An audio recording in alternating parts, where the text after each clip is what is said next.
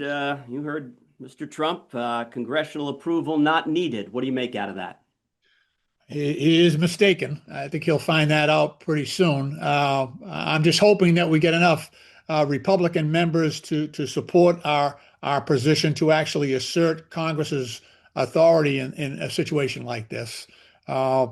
We were expressly told by the administration before we left for Christmas break that there would be no military action against Venezuela or Maduro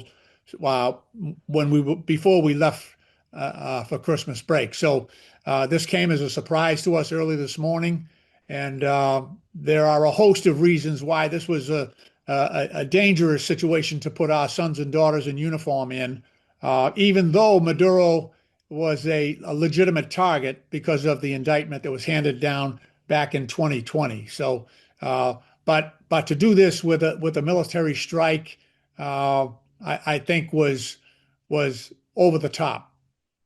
How about the legality of the strike? Right. I think there was plenty of time for the president to consult with Congress. I think this was planned out over a considerable amount of time. We had many assets down in that area. I know we had a carrier group down there as well as the Iwo Jima. There are a lot of, I guess there were 150 aircraft involved in the event. So there was plenty of time to inform Congress so that, look, when we go to war together. And we don't have a king here. We have an executive who has to answer to Congress, and we have a judiciary that also decides questions of legality. None of that happened because the president went forward on his own.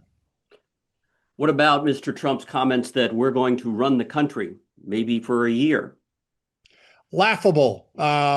He ought to take a look around this country before he decides to, try to run another country with 27 million people, the size of Texas. He would need Congress to authorize the billions of dollars that he wants to use to rebuild Venezuela. He should take a look around this country. He's threatening now to cut $1 trillion out of Medicaid and close down U.S. hospitals at the same time he's going to rebuild Venezuela. I don't think so. And I can say right off the bat that I will not support any of that. And I think there's a fair number of Republicans who would stand with me in opposing the president doing that. So, Congressman, then what was this about? Was this about protecting Americans from drugs? Was it about regime change? Was it about oil? I think there's some of that.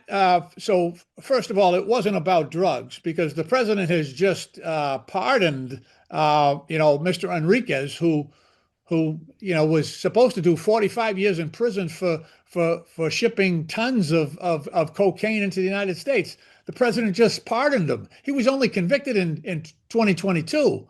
So that guy did not do a long stretch of time there, and Trump let him go because and for the exact offenses that he's claiming Venezuela has committed. So it's tough to figure out. He pardons one guy for doing it, and then he invades the country and kidnaps another guy for doing that.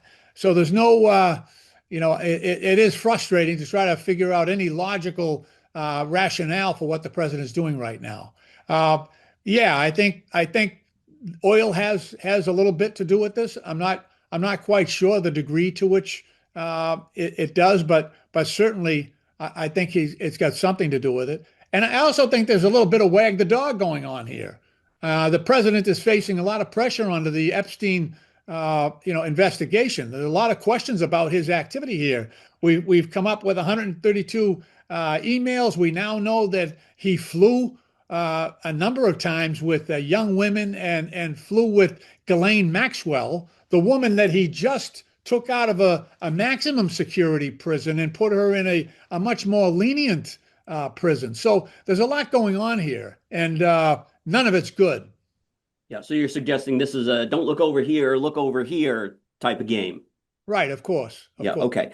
He suggested during his newser this morning, Mr. Trump did, that Maria Corina Machado would not be an appropriate replacement. He seemed to cast that aside. What were your thoughts on that? She was duly elected. You know, the Venezuelan people should have a vote in this. This is their country. There's 27 million of them.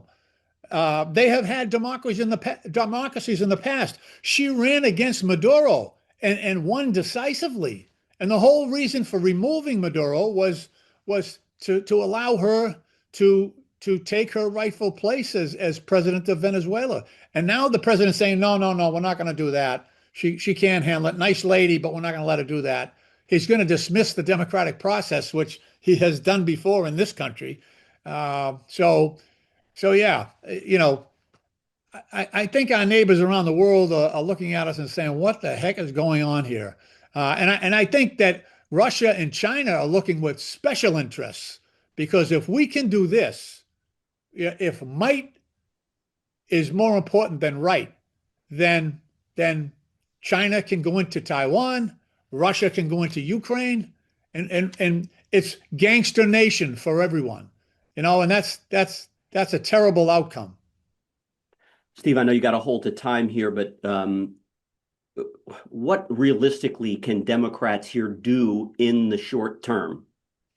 In the short term, I think we'll have enough Republican support. Remember, we only need a handful of Republicans to come over with us, and we can begin investigations. We can suspend any financial support for this operation.